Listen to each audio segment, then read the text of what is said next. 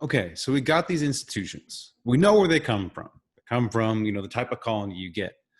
Question is, why do they persist? All these colonies get their independence. Why do they keep these extractive institutions? Well, essentially, there are three potential reasons. One is sunk costs. You've already invested in whatever your legal system is. In many cases, some of these institutions is the absence of institutions, the absence of public education or a strong educational sector. It's the absence of infrastructure, or you're just, your laws are just as they are, and so it's just difficult to change or just adopt whatever whatever the where you were a colony of. So if you're, a French colony, it's just easier to adopt the French civil code or, the Spanish legal system. So you get sunk costs, incentives. Oftentimes, when these colonies gained their independence, the elites were the same elites. So it was just, the colonial elites just becoming, the heads of the country instead of, the colonial, the home country. It's like in the American Revolution. It's like the elites before the American Revolution are the elites after. You got your large planners. They remain the elites afterwards. Even if there's a revolution, oftentimes there will still be those still extractive institutions because of the sunk costs, or also because once you become an elite, well, you want to maintain your power. The incentives are such that you would like to stay ensconced. And then lastly, there's a complementarity between skills and institutions. You just get used to that's the way things are done. So whenever I teach this class in person, I always ask students if they've ever bribed anybody.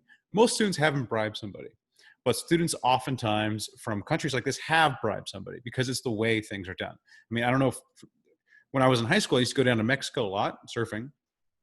And, you just know, okay, you get pulled over, I'm going to have to pay about a $20 bribe. There's $20 back then. You keep $20 in your pocket to be like, okay, I got $20. Does that work? And you get off, keep the rest of your money in your sock or somewhere else.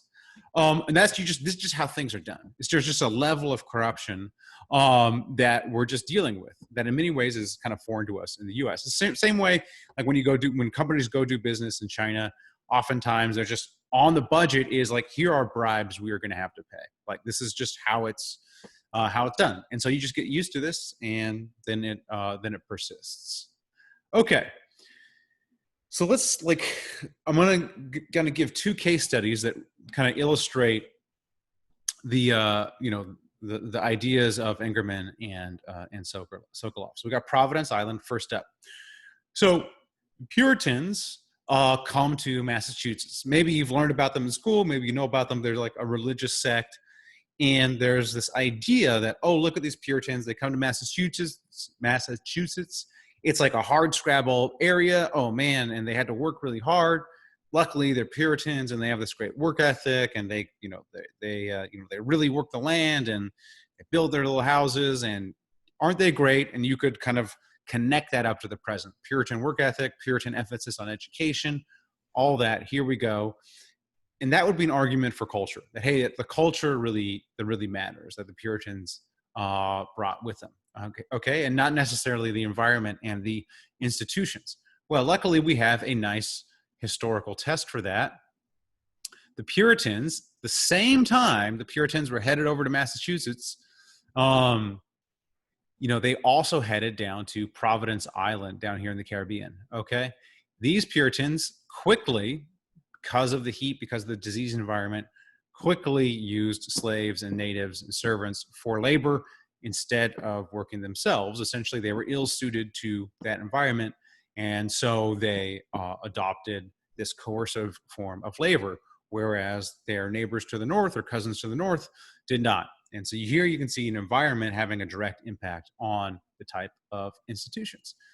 Kind of have an opposite example in France. So France is like, hey, let's use basically our version of the hacienda system, where we're going to have, a lord called the seigneur. I don't know if I'm pronouncing that right. I don't know French. I don't want to know French. Just kidding. I would be happy to know French. We have a lord kind of connected to a bunch of people working the land who have to pay tribute up to the lord. This is like what it would look like. We have all these people working these different parts of the land. We got our little church here, and we got to, they pay tribute up to the Lord. Okay.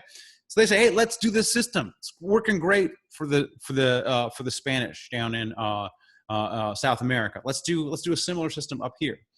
It doesn't work because there's no economies of scale in this type of agriculture. So look, I can't go if I'm growing some economies of scale. If I'm growing sugar, I can't just go grow sugar. I can't like run away from the sugar plantation and grow sugar. Like you just can't do it on a small scale. They're growing wheat. I can run away and grow wheat. So I could just run into the forest, chop down, take an axe with me, chop down some trees, start up my own farm away from this Lord. Forget it. I don't got to pay tribute to him. And that's what happened. These people were like, I don't need to stay here. I could just run away and run to the wilderness, the frontier, and set up shop. And so this system was not, they essentially tried to set up an extractive colony in an area that was conducive to a settler colony. They could not. Sorry, France. All right. So now in this next part of the lecture, we're going to go through institution by institution to see how they differed between these types of colonies, between settler colonies and extractive colonies. Okay, let's just take a break here because it's probably a nice time to take a break.